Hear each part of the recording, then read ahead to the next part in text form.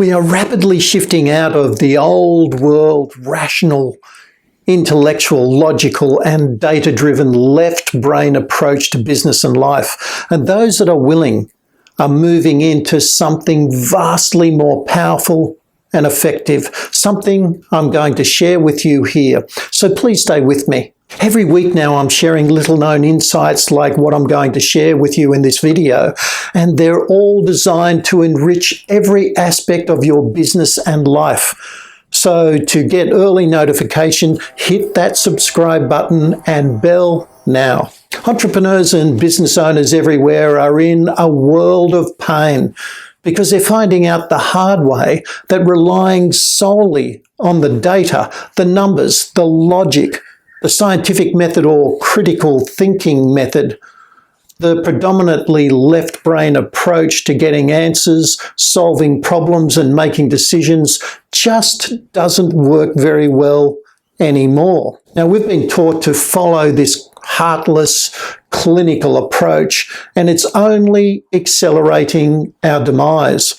And further, we've been missing out on something very special, something extraordinary in the process. Yet the good news is the pendulum is swinging back now and has been for quite some time. And I'm here to help leaders like you to get in touch with that very special thing that will reveal the real answers, the real truth, the real pathway forward that's coherent with who you really are and why you're really here. And that's exactly what I'm helping leaders to master using my unrivaled BSI method and one-on-one exclusive personal coaching. So far, I've done that successfully with thousands of leaders across 4 continents, and I'd love to help you too. Okay, let's begin by first examining what we've been taught to use and why it no longer works in isolation.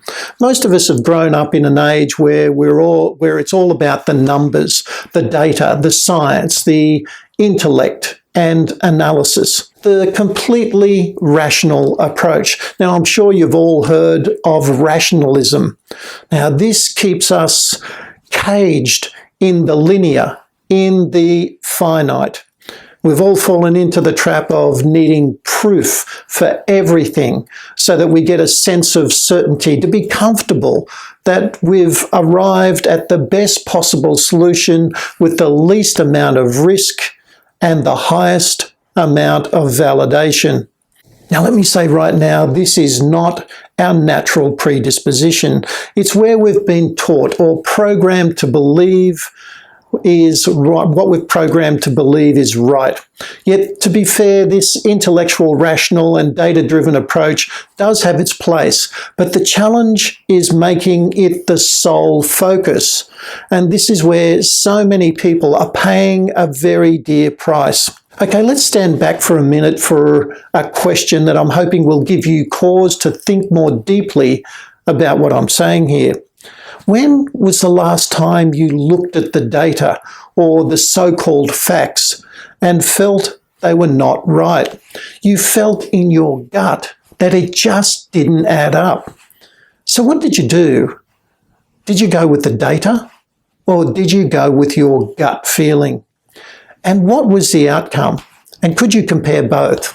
Now, please take a moment and share your response in the comments, because doing this will not only be cathartic for you, but it will help others as well. Okay, let's now look at where I believe the pendulum is swinging to and why it's so powerful and needed so badly, and why it's an essential skill that needs to be developed for all leaders, all entrepreneurs, all business owners.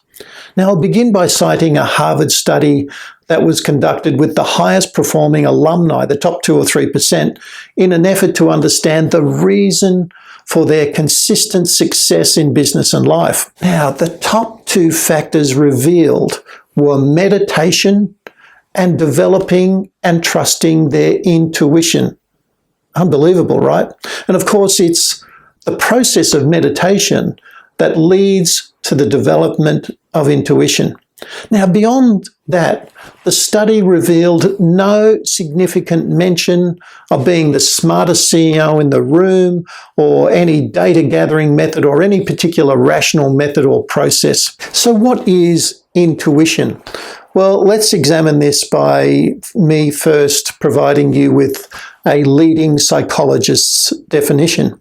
And he defines it as this: it's instinct, our innate inclination towards a particular behaviour as opposed to a learned response.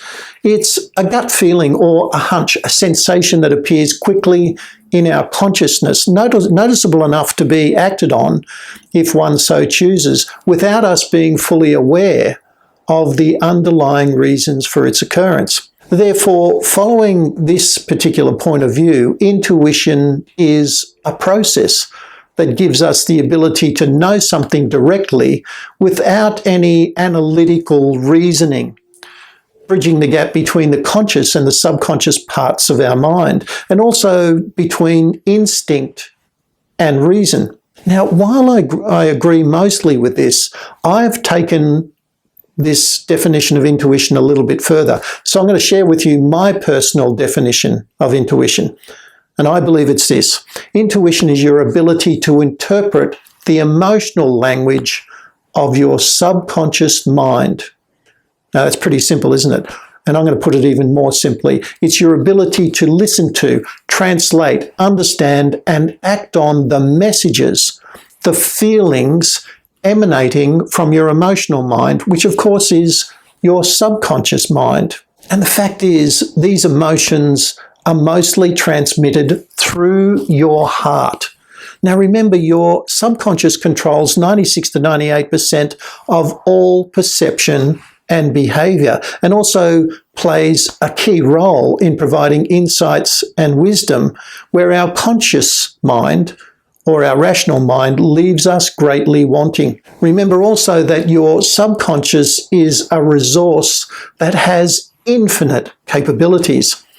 So let's just exemplify that point. In terms of computer speed, neuroscientists from MIT found that your conscious mind processes 2,000 bits per second, while your subconscious mind processes an incredible, wait for it, 400 billion bits per second. Now, not only does your subconscious remember everything in this life and probably all other lives from when you were born, but also it's connected to the infinite field of information, the quantum field. And there's one more very important thing I want to bring you back to, I want to bring your attention to now, and that is that your subconscious is primarily using your heart to transmit its messages through emotions and feelings, not the brain. And also, there's a very good reason for this. Your heart's electromagnetic energy or vibrational energy has been assessed as at least 100 times greater than your brain. Now, this transmission is incredibly powerful, but the question is, for you, are you equipped to receive it? Now, truly remarkable leaders like the top Harvard CEOs in the study know this and are actively using daily practices like meditation to access and develop the unlimited power of their non-conscious, their intuition. But they're not doing this to the exclusion of their conscious mind. They're intelligently utilizing their intellectual mind, their conscious mind, as a bridge to their subconscious or heart mind. It's the leaders that develop this skill that will be the new breed of heart-led leaders that are best equipped to create a new and better world. They will be the leaders that reap the immense rewards as a result. It's also worth noting that there is a school of thought out there that suggests that your intuition is fallible, but it does not always provide you with what's best for you. Now, I categorically do not subscribe to this.